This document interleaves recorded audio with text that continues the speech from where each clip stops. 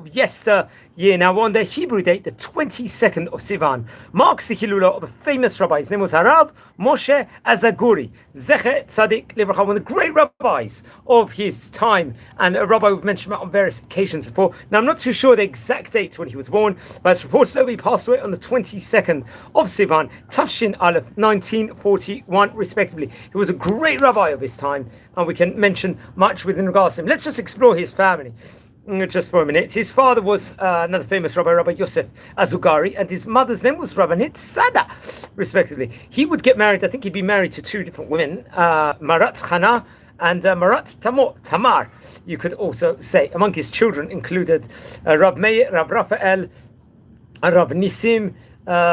Also Ito, I believe she would actually become the wife of Rabbi Shlomo Peretz. Isha was another one who was also, I think, maybe married at one stage. Rabbi Yosef was married to Rabbi Yosef Svisa. Maybe she was married before, I'm not sure. I think she might have been. And Rachel also. Among his grandparents included his grandfather, Gershom, who was a famous person, I think, from his father's side, and Rab Kohen from his mother's side. His Savta's name, his grandmother's name was Lela Sada, I believe, happened to be from his mother's side.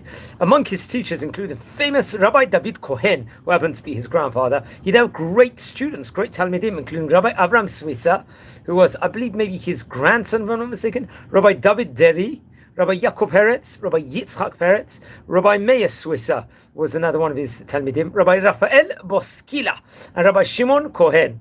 And let's explore a few of the highlights of the famous rabbi's life. We've mentioned about him on various occasions before. He was born in a village called, I think it was called Yoni Lan, I believe, around the Tلוואט area in Morocco. And I think sadly his father passed away when he was 12 years of age. And I think it was his uncle, if I'm not mistaken, Rab David Kohen, that would actually help imbuing Torah inside him at a young age. It's actually interesting. Rabbi Yaakov Abu Chatzir, the great Chacham, the Avdi Yaakov, would actually come to visit his uncle at one stage in time, and he would be able to receive a blessing from the great rabbi. And he gave a bracha that would grow up becoming great in Torah and really inspiring the nation of Israel, respectively.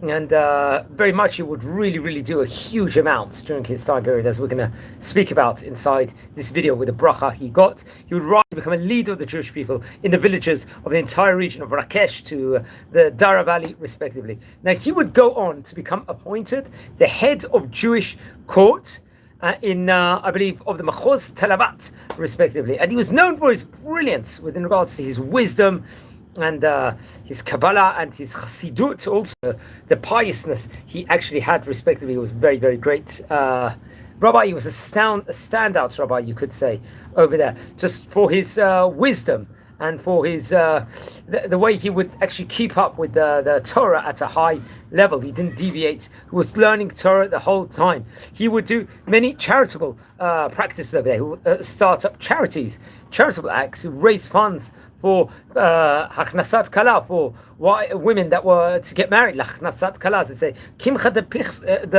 Pischa at the time of Pesach for the poor, for helping many different Talmidei Chachamim, many students increase in Torah knowledge, to increase the Torah standard, let's just say, in of itself, and would be heading, I believe, a yeshiva gdola over there in the Yoni Lan area, with other great rabbis, including his friend Rabbi David Peretz, who was the author of the great Torah book called the Hamagen Abraham.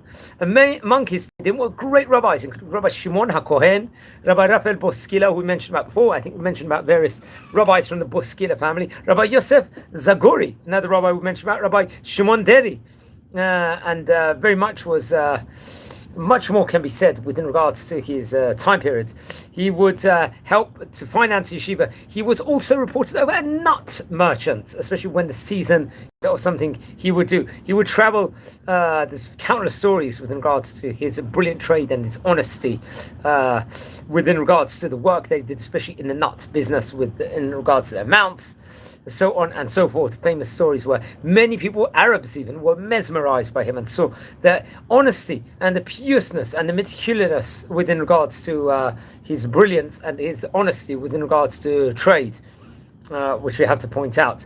Now, I think his son would, if I'm not mistaken, Rav Nissim would later on become the rabbi of the settlement of Tirosh, if I'm not mistaken. He passed away in the year 1941. He was buried in Yonilan, and I think many years later, maybe as many as 69 years later, it's reported over. I think actually, they would actually move. It was on the 29th of Sivan in 2010. His bones will be buried eventually in Eretz Yisrael, I think in the Moshav Tirosh, which is actually quite near my area here in the city of Bet Shemesh. His Torah colossal work was Yarim Moshe, which included Kolel Sodot V'Chedushei Torah, various different novelties in Torah, Medrashim, Drashot, sermons, Piyutim, poems, let's just say, and a great amount. It was very, very much a great book. So let's just explore a few more information tidbits within regards to the great rabbi. He was he would go on teaching his, even at the age of 17, let's just say, he would go giving grandiose sermons in the synagogues, especially even most notably at the time of the closing of Yom Kippur, give over grandiose sermons and let's just say prophesize about how the nation, let's say, would open railroads later on and roads, and many Jews will arrive to the land of Israel. He foresaw that even way before the formation, let's say, of the state of Eretz Yisrael, respectively. And he became known as a genius. He was knowledgeable in halacha and Kabbalah, and many people came to him for brachot. He was the head of the yeshiva in his area, respectively, and he was given permission to meet the Sultan, as reported over, of Marrakesh. And many Jewish people make partnership within regards to him, would have him controlling orchards, fields, sheep and cattle because of his honesty. He was, reported over, he'd wear his tefillin much of the day. He used to place, reported over, 12 loaves of bread on the table according to Ari's method on Shabbat. And very much you could say about it. He would write commentaries of the Mikdash Melech, it's reported over, and would really do a lot within regards to helping the people inside the various different vicinities of his area. Much more can be spoken within regards to that. I think when he was buried 70 years after he passed away, when he was buried in Israel, the king of Morocco gave permission for him to be buried in the land of Israel. I would recommend everyone to look more within regards to his Torah colossal book called Yarim Moshe, which I think we mentioned about on a couple of occasions already inside this series, because obviously we've already encountered over inside this series more than a staggering 1,000 biography videos of great rabbis of yesteryear, which we have to point out, which is absolutely a phenomenal achievement, we have to say. So I recommend everyone to look into that book. It's I think in the National Library, actually they actually have a copy of it, the National Library of Israel respectively, and there's different pages which is actually written within regards to it, and about the great rabbi respectively. I think connected very much with other rabbis who would give a haskamot. It was actually written, I think, in Ivrit, the great Torah book was, and I think it would be with the assistance of Rabbi Moshe Azugari, his son, would actually help within regards to it. It was commentary on the Torah in the way of Kabbalah and Musa, according to introductions of the Ari, this great book. And I think the author's great-grandson also helped within regards to maybe printing a 4th edition, if I'm not mistaken, within regards to this great Torah book. You can actually see it on the National Library website out there, so I very much recommend everyone to look into that. Now, just a few teachings from the book. Melamed tidbits, I think, from the Yarim Moshe. I think gave a drashot for Yom Kippur, which is featured in Kuf Mem Aleph. Melamed kshe'oseh shalom imre'ehu oseh shemo shel HaKadosh Baruch Hu shalem. This is one of his an interest teachings of him. Another teaching is Avat Yisrael was amazing. He gave in Kuf Chaf Aleph to Kuf Chaf Gimel of the book. I think it came through Rav Eliyahu Peretz. Melamed Chavivim Kol Yisrael v'chiba yetera oskim besodot haTorah. This is another one of his nice teachings. Another one, Melamed Musar la'adam eferush ta'amei mikra, with regards to using grammar and the notes of the Torah when you're giving Musa over to other people. This was the 9th sermon, I believe, on page 127 or Amud 127 of that Torah colossal book of the Yarim Moshe. Just one interesting other tidbit teaching. Melamed l'shuv tchila mima shecheteh lechavero v'lo yeshuv im avono biyado. This is from the Yom Kippur, let's just say, book. It's actually given over. There's actually a picture I found of him on the internet, which is very interesting enough, which I recommend everyone to actually see, which is astounding, because when you look online and search a history of different great rabbanim, you can always find let's just say really important articles, let's just say, and history within regards to different great rabbis who you are searching about. And I think there's actually a page on Facebook called the Rabbi Moshe